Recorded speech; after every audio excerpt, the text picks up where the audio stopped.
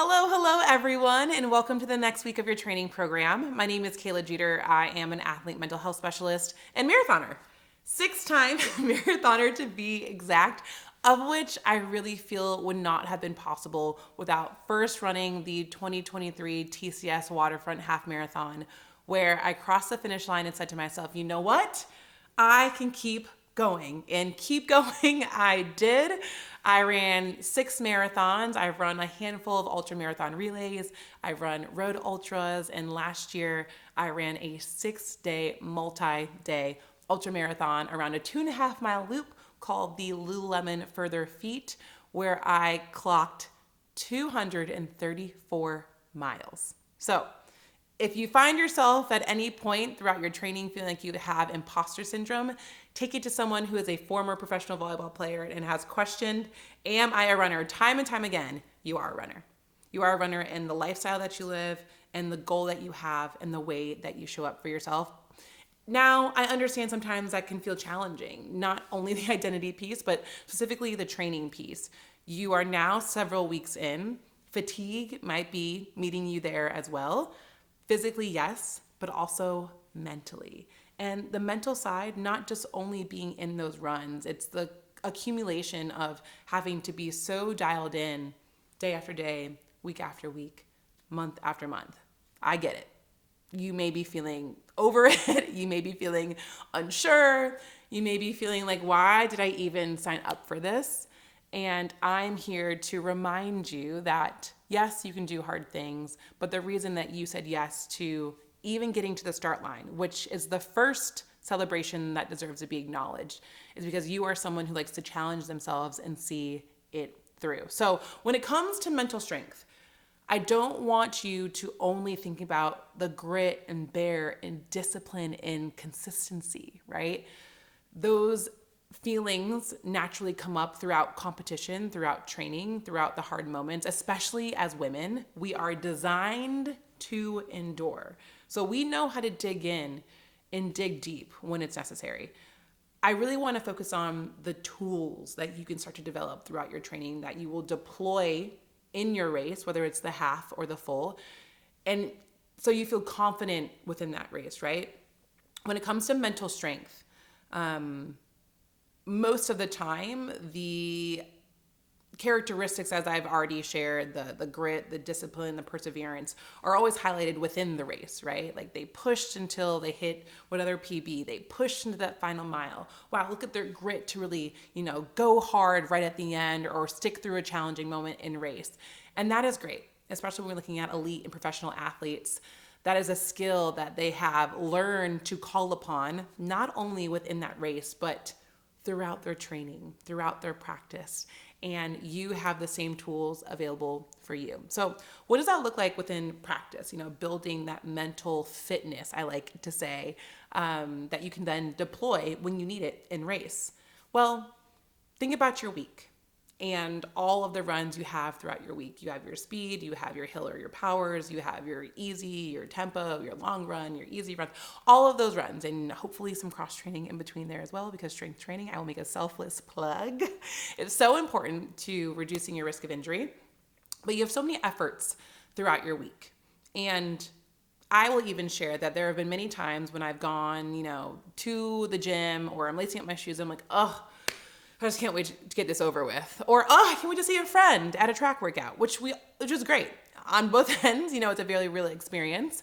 But each session provides an opportunity for you to sharpen your skill of mental fitness, to build that strength, to build the confidence in the doing. So what that could look like for you is, let's say you're going for a long run this weekend. Or actually, let's back up a little bit.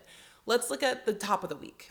And you're planning out your week of training, you're acknowledging where you might have some gaps in your schedule, you can get in some recovery, where it might be a stressful week, you're gonna have to move some things around, where you're gonna get your long run in. You're just looking at your week as it's laid out. You can set the tone for your training at the beginning of the week by deciding or picking one word you want to live into throughout your training, how you want to feel during, before, or after. A word that I always lean on is float, especially when it comes to my tempo runs and my long runs. I really want to have this feeling of lightness, even if it's not true. Your brain, if you're someone who does mantras or affirmations, you know this. Your brain can create this feeling without really know what you're going through, right? That's the visualization, taking time to step back and think about, okay, I have this week ahead. I have this run coming up. The feeling I want to feel is enter your own, or in this example, float. This is what float feels like. Maybe my shoulders are dropped away from my ears. My strides are really rhythmic. My breathing feels under control. And when you come out of those moments or that feeling, you're then able to drop back into it. So thinking about what word you want to live into throughout your training can be very helpful for race day as well. Because then when you hit those challenging moments in the race, you can call upon whatever word it is or words you've used throughout your training and drop in. Another example of mental fitness that'll be very helpful, especially for this race and the course, is there are some hills, there is some elevation change. Maybe picking a word that you want to use as a cue once you get into that hilly part of the race. I will extend one to you that I hold on to quite closely throughout all of my races and has carried me many, many places.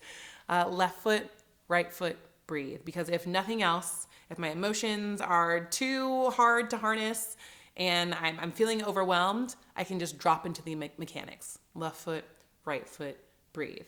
And I will use those two words throughout my trainings within the week of a block, right? It's not only saved for race day. I'm calling upon those words, those cues, those mantras to get me throughout my training week. That way, week after week, the strength of them really lands and builds so that come race day, I can deploy them and they will do the job they need to do. And if you're someone who, like me, when it comes to long run day, I look forward to it, but I'm also like, oh, I'm gonna be out here for so long. Two things are true. One, the long run is the most important run, not only for your cardiovascular fitness and endurance, but also for your mind, getting used to just being out there, however long it takes.